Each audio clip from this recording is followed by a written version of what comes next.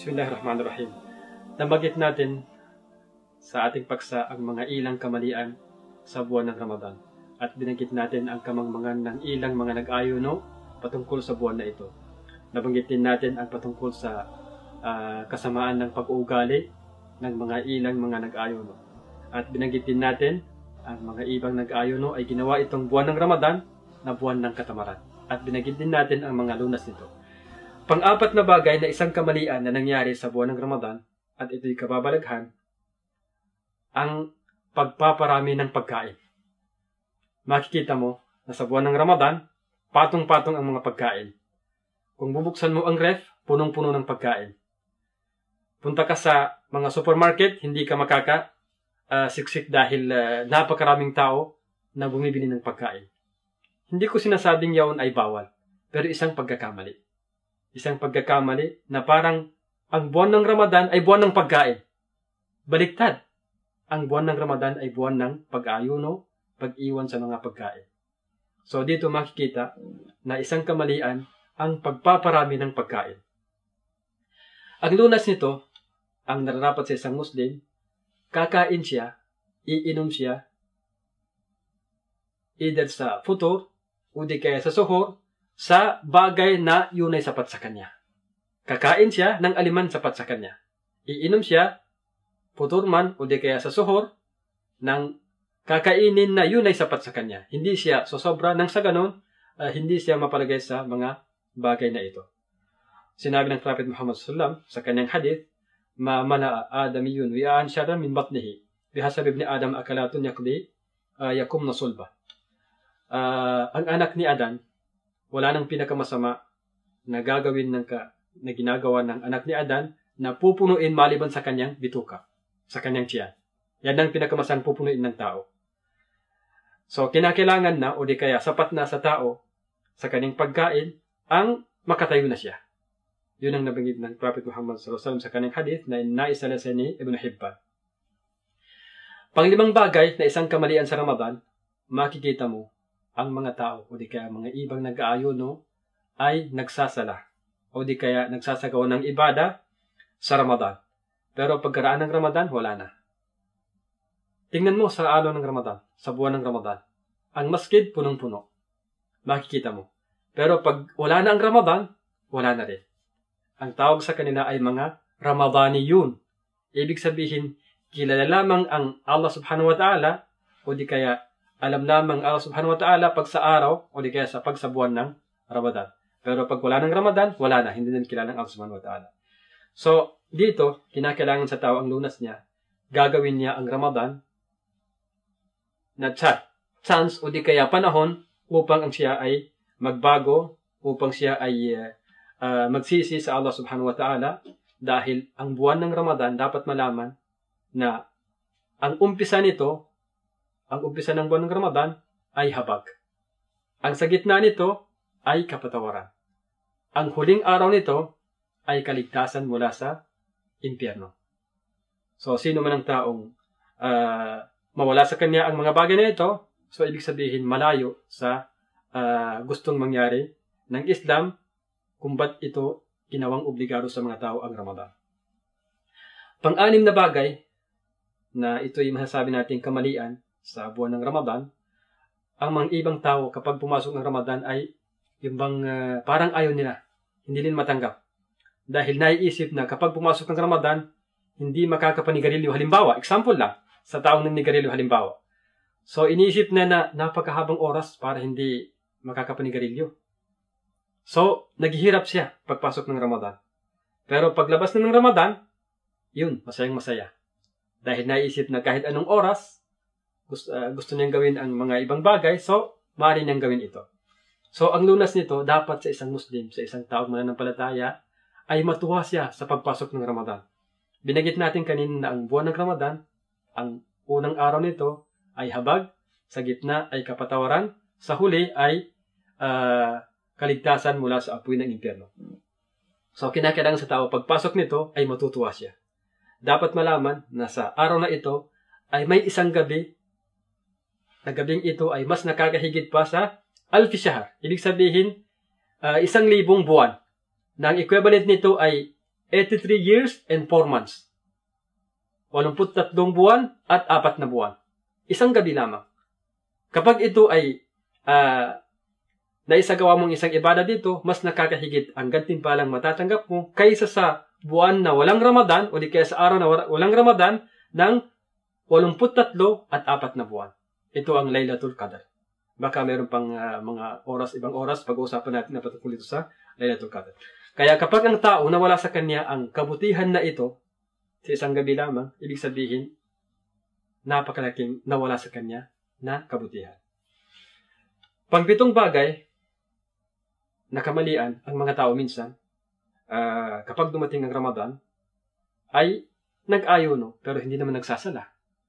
O di kaya ay nagsasala sa Ramadan lamang. Pero paglabas ng Ramadan, hindi na nagsasala. So yan ay hindi po pwede. Hindi pwede dahil ang nagtalaga ng sala ay yun din ang nagtalaga ng Ramadan. Ang nag-utos ng sala, yun din ang nag-utos ng Ramadan. Nagkus hindi matatanggap ang ayuno ng taong hindi nagsasala. Dahil ang sala, yun ang koneksyon sa Allah subhanahu wa ta'ala. Kaya kapag ito hindi mo ginawa, wala kang koneksyon sa Kanya. Kaya wala kang gagawin na matatanggap para sa Kanya. Ang mga kamalian naman sa tinatawag na qiyam, ibig sabihin paggawa ng sala sa gabi, ay ang iba, makikita mong hindi nagsasala ng tarawih. Oo, sunna ito. Sunna nga ito. Pero ba't natin iniiwanan? Ba't natin binabaliwala? Kaya kinakailangan sa tao bilang panglunas na dadalo siya sa dasal na ito dahil sinabi ng Prophet Muhammad sallallahu alaihi wasallam, "Man qama Ramadana imanan wa ihtisaban, ghufira lahu ma taqaddama min dhanbi." Sino man ang taong tatayo sa buwan ng Ramadan ng sala bilang pananampalataya at pagsasaisip na makuha ang gantimpalang ibibigay ng Allah subhanahu wa ta'ala, ano ang kanyang makukuhang gantimpala? Ghufira lahu ma taqaddama min dhanbi. Papatawarin sa kanya ang mga naunang kanyang kasalanan. Pangalawang bagay, ang mga ibang mga sumusunod sa Salatul Tarawih ay masyadong mabilis ang kanilang pagsasala. O nagsasala pero masyadong mabilis. Kaya nararapat sa taong ito na hindi na bibilisan. Kinakailangan ang tinatawag na kapanatagan sa pagsasala. Kaya ikukumpleto ang mga haligi nito, gagawin ang mga obligado dito, pati mga sunna, at iiwanan ang mga bagay na minsan nakakasira sa tinatawag na spirit, ang kabuuan ng tinatawag na sala. Panghuling bagay, makikita mo na mga ibang mga sumusunod sa sala ay umaalis pagkaraan ng sala. Pagkaraan ng ang imam ay nagsasala pa pero siya ay umaalis. May dahilan man o wala, pero umaalis. So, kinakailangan ang tao, kapag dumalo ng sala na tarawih, kinakailangan ikumpleto niya hanggang saan doon pa ang kanyang imam. Dahil nabanggit sa hadith na sinabi ng Prophet Muhammad sallallahu alaihi wasallam, "Man qama ma'al imam hatta yansarif, kutiba lahu qiyamul layla." Sinabi niya na sino ang taong tatayo kasama ang kanyang imam hanggang sa matapos ito ang kanilang sala, isusulat sa kanya na para siyang tumayo sa buong gabi. Buong gabi. So, ayaw mo bang makuha ang ganitong uri ng gantimpala? Siguro, napakasarap na makuha ng bawat isa sa atin. Bilang panghuling paksana, babanggitin natin ang mga bagay na makikita natin o di kaya makikita dito ang mga tinatawag na sikreto. Sikreto sa pag-ayon sa buwan ng Ramadan. Babanggitin natin sa maikling pangusap lamang. Unang-una, itong pag-ayuno, makikita na itinilaga o di kaya ginawang obligado sa mga tao tulad ng pag-obligado sa atin. So dito malalaman na ang sikreto dito, ang relihiyong Islam ay isa lamang. Iisa lamang kahit na noong unang panahon pa. Ang pag-ayuno ay obligado sa kanila, obligado rin sa atin. Ibig sabihin, ang relihiyon ay isa lamang. Kung may pagkakaiba man, doon na sa batas. Doon sa batas.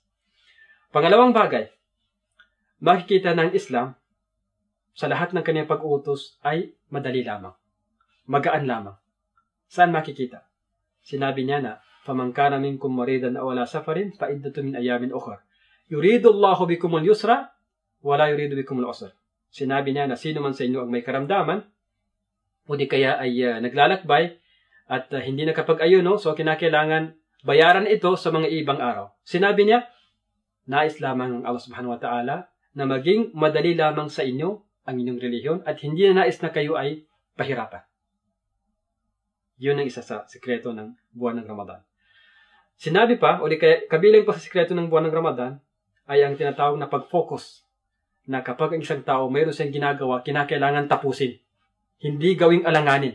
Dahil pag inalanganin ito, magiging alanganin ng resulta. Pero kapag ginawa mo ito, kinakailangan tapusin mo. Saan makukuha dito sa pag-ayon sa buwan ng Ramadan? Sinabi niya na, Shahru Ramadan alladhi unzila fihi al-Quran hudan lin-nasi wa bayyinatin min al-huda wal-furqan. Faman shahida minkum ash-shahra falyasum wa man kana maridan aw ala safarin fa iddatu min ayamin ukhra. Yuridu Allahu bikum al-yusra wa la yuridu bikum al-usra. Sabi niya, walitukmilu al-iddata walitukabbiru Allah ala ma hadakum wa la'allakum tashkurun.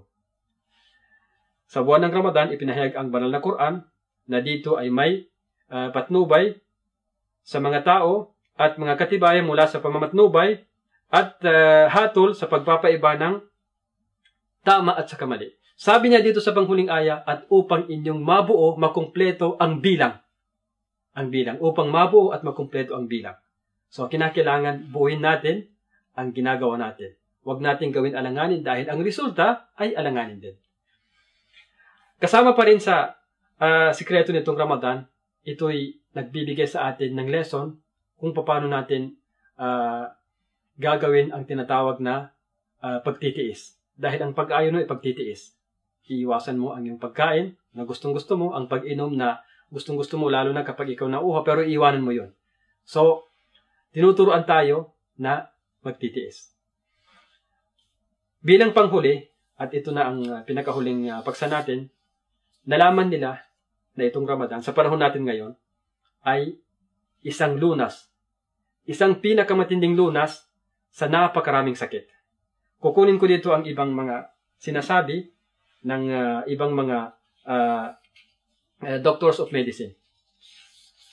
O di kaya, bago ko kukunin ang kanilang, ikukot ang kanilang sinasabi, ito ang mga nagagamot o di kaya nalulunas ng pag-ayuno. Unang-una, ang tinatawag na high blood. Sa pag-ayuno, malaking panglunas ito. Sa tinatawag na diabetes, ang pag-ayuno ay lunas nito. Ang tinatawag na paninikip ng paghinga, o di kaya ang tinatawag na sakit sa puso, at saka ang tinatawag na sakit na nasa tinatawag na ating mga balat, ang sakit na tinatawag na cancer, at saka ang sakit na nasa ating kidney. Lahat nito ay nalulunas ng pag-ayuno. Ito ang kasabihan ng ibang mga doctor of medicine na nakuha nila o di kaya nangyari sa pag-ayuno sa buwan ng Ramadan. Sinabi ni Dr. Salom sa kanyang books na ang tawag o di kaya sa Patient Guideline Textbook of Natural Medicine nasa Baxter University sa Seattle, Washington. Sinabi niya, in English, sabi niya, decrease weight, clearer skin, increase elimination, tissue repair, decrease pain and inflammation, increase concentration, relaxation, plus spare times and saving in the cost of food. Perhaps, the greatest benefit is the satisfaction that you are taking a major role in improving your health.